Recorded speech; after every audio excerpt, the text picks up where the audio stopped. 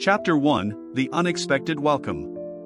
Commander Kell's translator device buzzed, trying to make sense of the chaotic scene before him. Around the muddy training field, rows of human cadets trudged through harsh conditions. The rain pelted their faces, yet they marched on with unwavering determination. The air was thick with shouts of encouragement mixed with harsh insults from their instructors, all dressed in dark green uniforms. To Kell, a seasoned strategist from the cash fleet, it looked less like military training and more like madness. "Sir," Lieutenant Var, his blue-skinned aide, whispered anxiously, glancing nervously at the cadets. The report said this was one of their elite military academies. "Are we sure this is normal?" Kell crossed his arms, eyes narrowed. "Normal? This is madness.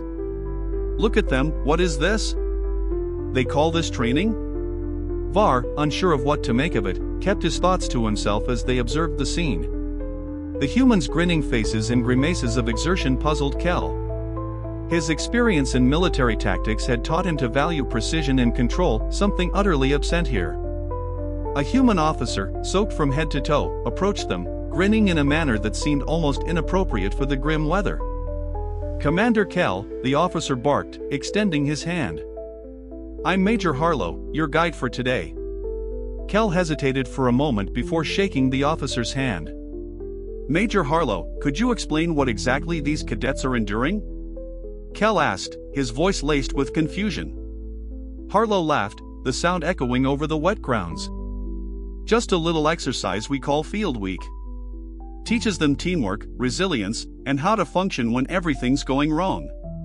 He gestured toward a group of cadets crawling under a net, their uniforms streaked with mud. "See that? Mud pit crawl. Builds character." Kell frowned.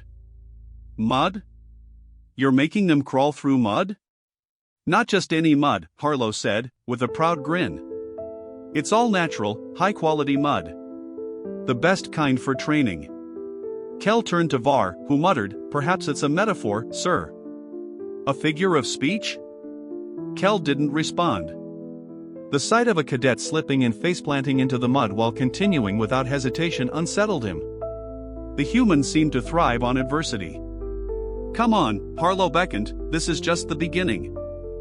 Follow me." Chapter 2, The Crucible. As Major Harlow led them forward, Kell could not shake the sense that something was terribly wrong. The humans' approach to training seemed so primitive compared to the meticulous simulations of the cash fleet. They arrived at an obstacle course, a nightmare of towering walls, barbed wire, and trenches filled with murky water. "What's this?" Kell asked warily. Harlow grinned. "This is the Crucible, Commander. The final test of our cadets' training. They go through it sleep-deprived and hungry. If they make it to the end, they've earned their place." Kell blinked, struggling to process the information. "You intentionally deprive them of food and sleep?" "Absolutely," Harlow said, as if it were the most natural thing in the world. "It's a lesson in pushing through your limits. We break them here so the enemy can't break them later." Kell's stomach churned. This concept was alien to him. In the cash fleet, soldiers were tested for intelligence and precision, not brute endurance. It seemed like madness to break someone down before they even saw combat. Var, clearly rattled, asked, "What percentage of your cadets complete the Crucible?" "About 95%, Harlow answered easily. "Some fall out, but that's part of the process. It separates the ones who want to be soldiers from those who are meant to be soldiers." Kell was speechless. The sheer brutality of the process made him question his assumptions about human military culture. To them, hardship wasn't something to avoid, it was something to embrace. "How do they endure this?" Kell asked, turning to Var, whose antenna twitched in agitation. "They embrace it," Harlow said with a grin. "And that's why we win wars." Chapter 3, Survival of the Fittest. After watching cadets battle through the Crucible, Major Harlow led them further into the academy, to a wooded area where cadets were busy constructing shelters. Kell watched in disbelief as they worked with rudimentary tools, a knife, a bit of rope, and created makeshift homes. "What are they doing?" Kell asked. Survival training, Harlow explained. They spend the night out here with nothing but a knife and some rope. Teaches them how to adapt, how to survive. Kell felt a chill run down his spine. You send them into the wilderness with nothing? That's right, Harlow said with pride. It's about resilience. The environment's the best teacher. You either adapt or you die. Kell's mind raced. In the cash fleet, soldiers trained in carefully controlled environments with the latest technology, not by throwing themselves into the wilderness to fend for themselves. This human approach was reckless, and yet it was working. Is this really necessary? Kell muttered. You've deprived them of food, sleep, and now shelter. How can they focus on anything? Harlow looked at him with a knowing smile. This is how they learn.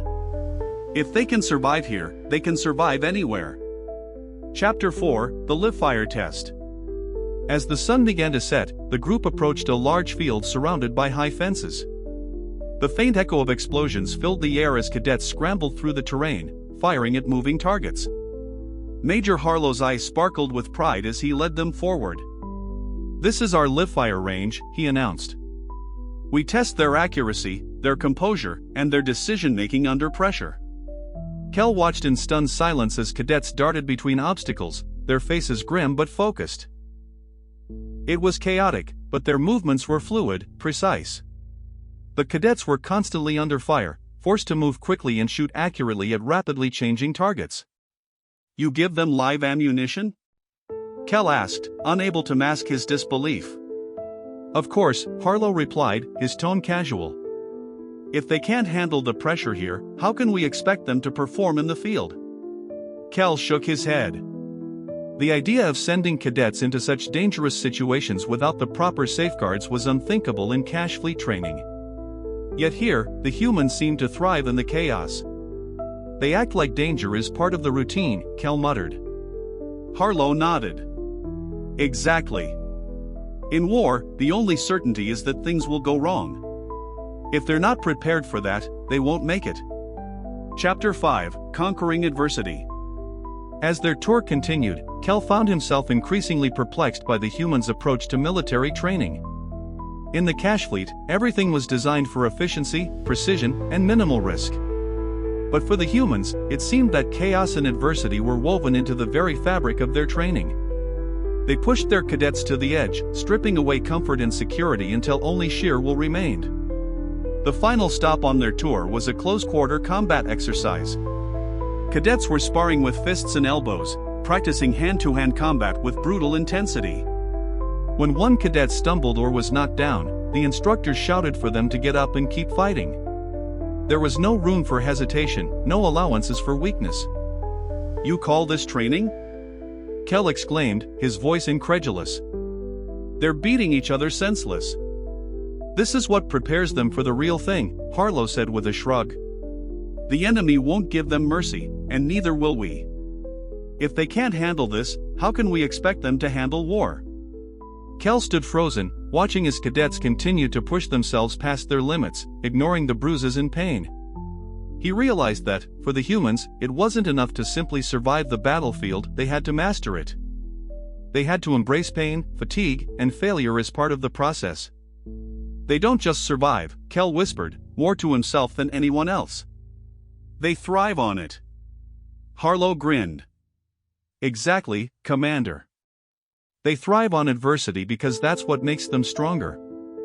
That's what makes them ready for anything. Kell had no words.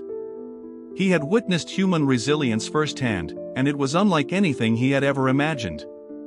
He wondered, with a sense of growing fear, what would happen if these soldiers ever turned their full force on the Kesek fleet? Could they be stopped? Commander, Var whispered nervously, I believe we've seen enough. Kell nodded slowly. Indeed. I don't think I will ever understand their methods, but I cannot deny their effectiveness. Chapter 6, The War Within. As Kell left the training grounds, his mind was swirling with thoughts. The human military approach was unlike any he had ever seen. Their relentless training, the way they pushed their soldiers beyond what seemed humanly possible, it was terrifying. And yet, it was also deeply impressive. He had come to Earth expecting to observe a primitive force, but he had encountered something far more formidable. Humans had learned to embrace the chaos of war, to master it in ways Kell couldn't yet comprehend.